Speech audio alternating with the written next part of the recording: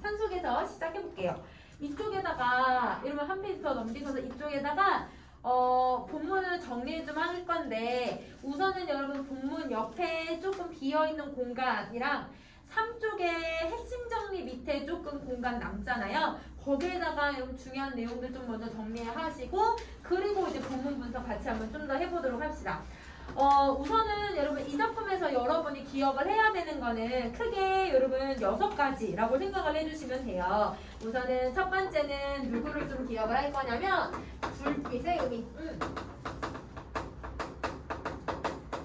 여기서 불빛이라고 하는 애가 등장을 하는데 얘가 지금 작품 안에서 어떤 상징적인 의미를 가지고 있는지가 제일 중요할 것 같아. 왜냐면 주제를 두드러지게 나타내는 시 하나만 고르세요 라고 하면 이걸 고르면 될 것 같거든요. 자, 우선은 첫 번째, 불빛은 어떤 상징적인 의미를 가지고 있냐면요, 길을 잃은 사람에게 이런 따뜻함과 안도감을 줄 수 있는 존재라고 생각을 하시면 돼요. 그래서 얘는 길을 잃은 존재에게 따뜻함과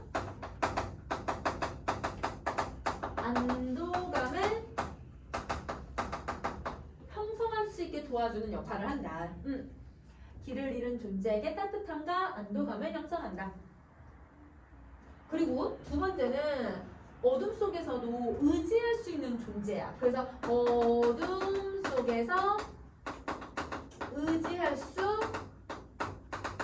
있는 존재, 이렇게 정리하고, 어둠 속에서도 의지할 수 있고, 혹은 여러분 의지할 수 있다는 건 여러분 내가 얘한테 도움을 받을 수 있다는 의미도 돼요. 그래서 어둠 속에서 도움을 받을 수 있는 존재.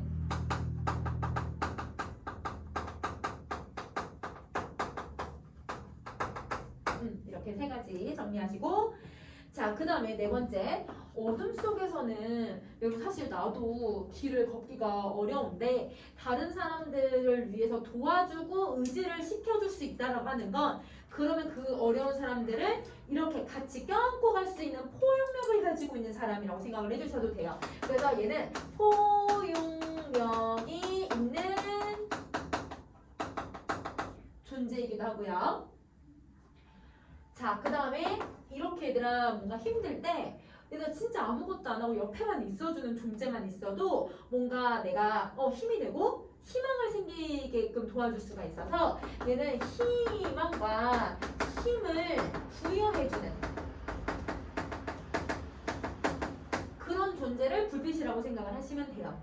그러면 지금 화자는 불빛이라고 하는 이 애를 되게 긍정적인 애로 설명을 하고 있잖아요. 그래서 불빛에 대해서 긍정적인 인식을 보여주고 있다, 이렇게 생각을 해주시면 될 것 같아요. 긍정적인 인식을 가지고 있다. 자, 그 다음에 여러분 두 번째는 이제 표현법인데요. 사실 이 작품은 표현법이 그렇게 많이 쓰인 거는 사실 아니에요. 그래서 표현법이 4개가 두드러지게 쓰여서 우리 표현법을 1번부터 4번까지를 정리할 거예요. 그래서 여러분 지문 읽으면서 동그라미 1번, 2번, 3번, 4번 이렇게 매길 거예요. 그래서 4개를 더 찾자. 자, 그리고 여러분 세 번째, 화자의 태도. 이게 중요한데요. 우선은 여러분 화자가 직접 경험을 해요. 경험을 해서 깨달음을 얻고 있는 게 첫 번째 태도예요. 그래서 첫 번째는 깨달음을 얻는 거. 두 번째는 나도 불빛을 통해서 의지하고 도움을 받았듯이 나도 누군가에게 불빛 같은 존재가 되고 싶다라고 소망을 해. 그래서 여러분 두 번째는 자신도 불빛 같은 존재가 있다라는 걸 깨닫고 그거를 바라고 있으니까 소망하고 있다라고 생각을 해주시면 돼요. 자, 그 다음에 네 번째, 시상 전개 방식인데요. 시상 전개 방식은 글을 주제를 드러내주는 방식인데 어떤 방식을 사용하고 있냐면 경험, 깨달음을 반복을 해요. 그래서 자신의 경험을 제시하고 깨달음의 이 구조를 계속 반복을 시킬 거예요. 그러면 경험을 제시를 했으니까 당연히 화자는 어떤 입장을 가지고 독자는 어떤 입장을 갖고 있냐면 저 사람이 직접 경험한 거네. 공감할 수 있고 이 사람이 깨달음을 드러내면서 내가 이런 깨달음을 가졌구나. 이렇게 삶을 살아가야 되는구나. 생각을 할 수 있게 도와주는 것 같아. 그래서 여러분 이 경험을 통해서 독자에게는 공감을 형성할 수 있게 도와주고요. 그 다음에 깨달음을 제시함으로써 내가 좀 더 성찰할 수 있게끔 도와주는 역할을 하고 있다. 그래서 시상 전개 방식이 주제를 형성하는 것뿐만 아니라 태도랑 독자에게 어떤 효과를 주고 있는지도 여러분 좀 기억을 해주시면 될 것 같아요. 자, 그 다음에 여러분 이제 마지막 5번째는 대비라고 하는 애가 이제 쓰이는데요. 이 대비되는 시어들은 좀 여러 개가 나와요. 이건 이제 본문을 읽으면서 같이 대비를 조금 정리 한번 해버릴까? 자, 그러면 여러분 이제 선생님이랑 지문을 하나씩 한번 읽어보도록 합시다. 자, 우선은 여러분 2가지를 찾으면서 먼저 읽을 거예요. 여기서 불빛의 의미가 1번부터 5번까지 어디에 들어가고 있는지랑 그 다음에 표현법 1번부터 4번까지가 어디에 있는지를 찾으면서 한번 읽어볼게. 자, 우선 제일 첫 번째. 길을 잃어보지 않은 사람은 모를 것이다. 그럼 여러분 길을 잃어본 사람들은 안다는 거네.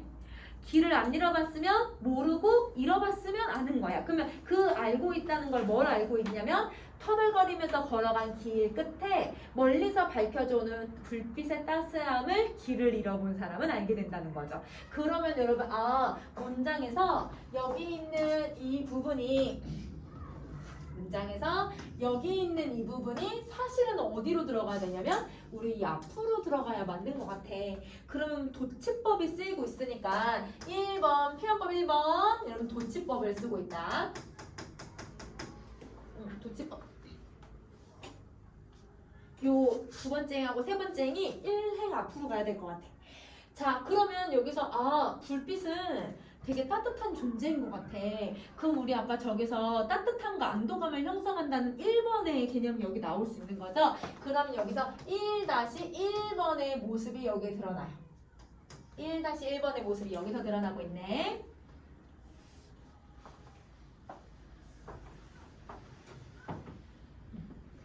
자, 그 다음에 여러분 우리 또 어떤 애가 있는지 한번 보냐면요. 여러분 내가 길을 잃어본 경험을 한번 해봤나 봐요. 그러니까 조그마한 사소한 불빛에도 저기 불빛이 있으니까 내가 길을 잘 찾아왔구나. 저 불빛만 보면 내가 따라가면 저기 내가 좀 그래도 쉴 수 있는 곳이 나오겠구나. 희망과 뭔가 계속 무언가를 줄 수 있게 경험을 해본 거잖아. 그래서 여러분 이게 경험 1번이에요. 이게 경험 1번이야. 길을 잃어본 경험이 여러분 1번. 자, 그 다음에 우리 이제 다시 한번 가보자. 이제 2번째요. 막무가내의 어둠 속에서 누군가 맞잡을 손이 있다는 게 인간에게 얼마나 새로운 발견인지. 그러면 여러분 막무가내의 어둠 속에서 누군가 나에게 손을 내밀어 준대. 그 내밀어 주었더니 인간이란 이렇게 따뜻한 존재구나. 나에게 손도 내밀어주고 의지가 될 수 있는 존재구나. 그러면 여러분 여기 나와 있는 불빛이 곧 여러분 이게 누군가 맞잡은 손이랑 똑같은 말이라고 생각을 하시면 돼요. 얘랑 똑같은 말이야. 그러면 여기서 여러분 누군가에게 손을 내밀어주는 존재가 있고 그걸로 인해서 힘을 얻어내고 있으니까 우리 아까 의지하고 도움을 받을 수 있는 존재 이거 여기서 찾을 수 있겠다. 그래서 여기서는 1-2번하고 3번을 여기서 찾을 수 있다라고 정리해 주시면 될 것 같아요.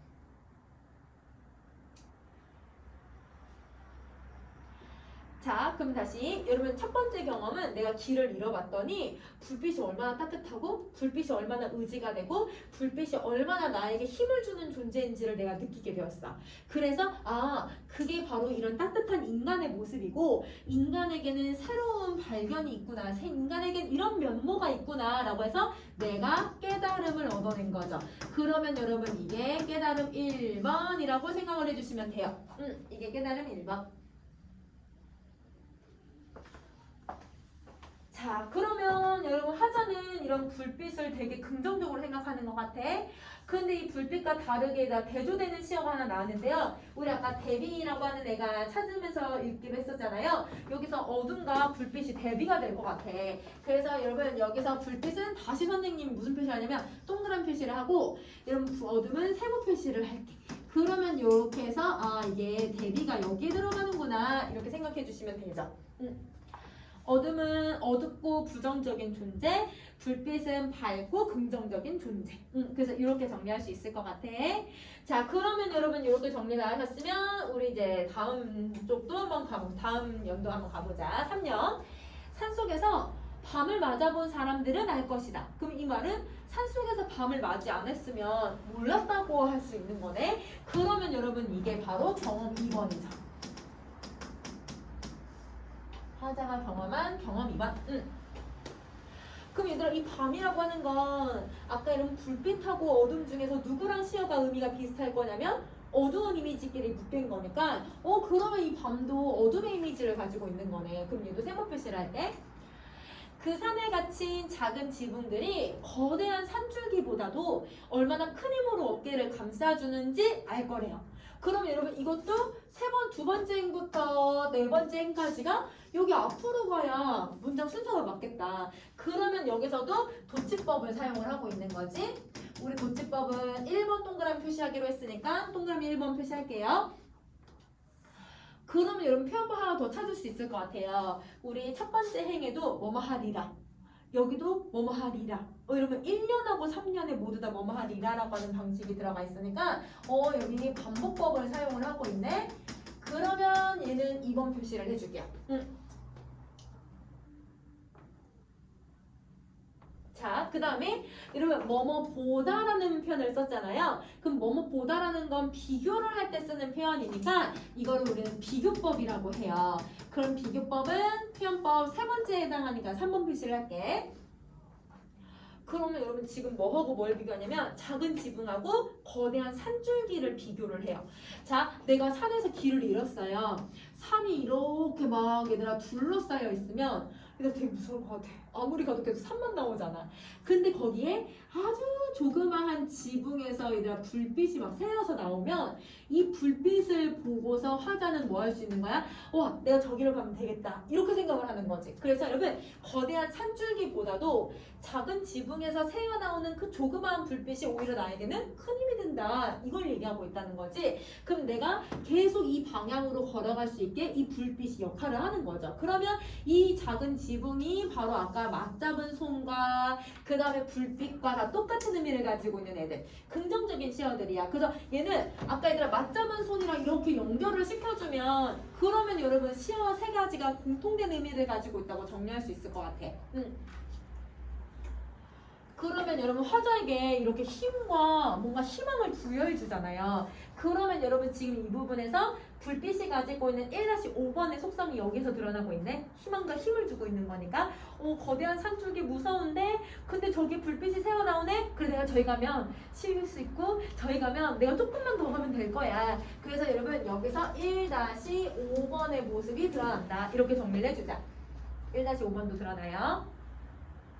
자, 그 다음에 이제 네 번째 연. 먼 곳의 불빛은 나그네를 쉬게 하는 게 아니라 계속 걸어가 줄 수 있게 해준다는 것을 그대 얘들아 이거를 이 사람들은 알 거다. 사실 이 부분도 여러분 도치법이 쓰였다고 봐도 되죠. 아니면 여러분 문장을 어떻게 하고 있냐면 얘들아 완결을 짓고 있지 않죠. 그러면 여러분 여기서 문장을 미완으로 끝내버리면 어떤 효과를 주냐면 여운을 형성 계속 생각나게 만들어. 그래서 미완으로 끝냈을 때 여운을 더 만들어내기 위해서 이렇게 쓰고 있구나 라고 생각을 해주시면 되고요. 자, 그 다음에 여러분 쉬게 하면 얘들아 잠깐 편해. 내가 얘들아 산에서 만약에 우리 산에 등산을 갔어. 등산을 갔는데 한 여러분 3분의 2 정도 지점까지 왔는데 이제 힘이 다 했어. 너무 내려가기도 힘들고 얘들아 중간에 내려가기도 애매하고 올라가기도 너무 힘들고. 근데 여러분 만약에 한라산을 가는데 조금만 더 걸으면 한라산 정상 올라가서 만약에 라면 하나 먹을 수 있다고 한다면 그러면 여러분 좀 더 올라가겠지. 3분의 2까지 왔는데 근데 만약에 잠깐 얘들아 그곳에서 쉰다고 하면 쉬는 거밖에 안 되죠. 근데 만약에 그래 라면을 먹겠어 막 이런 목표가 좀 있다고 한다면 그럼 얘들아 내가 계속 걸어갈 수 있게 해주는데 계속 포기하지 않게끔 해주는 거잖아. 아 그러면 쉬게 한다는 건 일시적인 현상이구나. 그래서 얘는 일시적인 속성을 가지고 있는 거고 계속 걸어가주게 해준다는 건 뭔가 포기하지 않고 의지를 가질 수 있게 의지적인 모습을 가질 수 있게 원동력이 되는 그런 모습이구나 라고 생각을 해주시면 돼요. 그러면 여러분 우리 아까 여기서 대비가 쓰인다고 했었잖아요. 대비가 아까 어둠하고 불빛이었는데 대비가 또 있어. 누구하고 누가 대비가 되냐면 작은 지붕하고 거대한 산줄기도 대비가 되고요.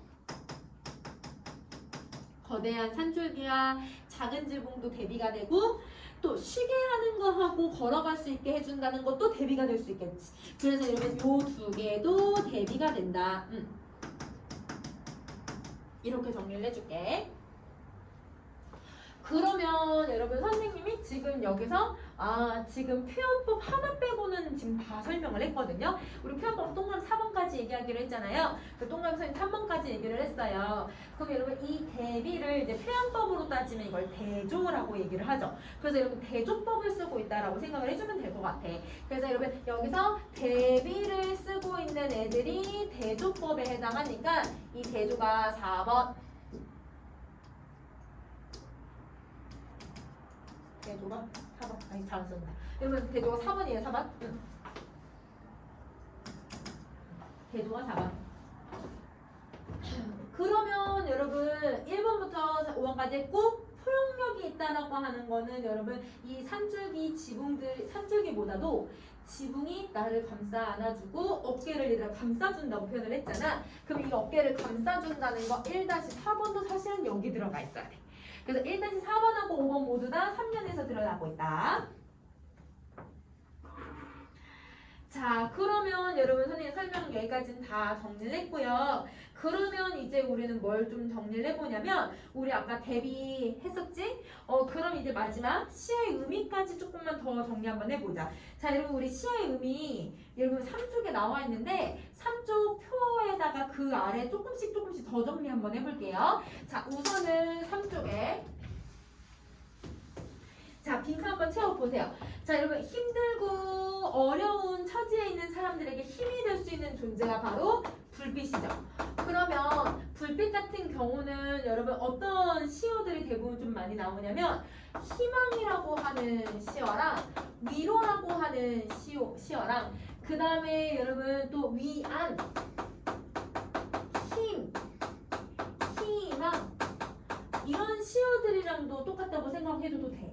그래서 만약에 여러분 여기서 힘이 든다, 힘이 되는 존재다라고만 설명을 해놨지만 이런 단어들이 나와도 다 불빛이구나 라고 생각을 해줘도 되는 거야. 자, 그 다음 두 번째 인간과 세상 사이에 여러분 공경과 시련을 우리는 어둠이라고 생각을 해주시면 되죠.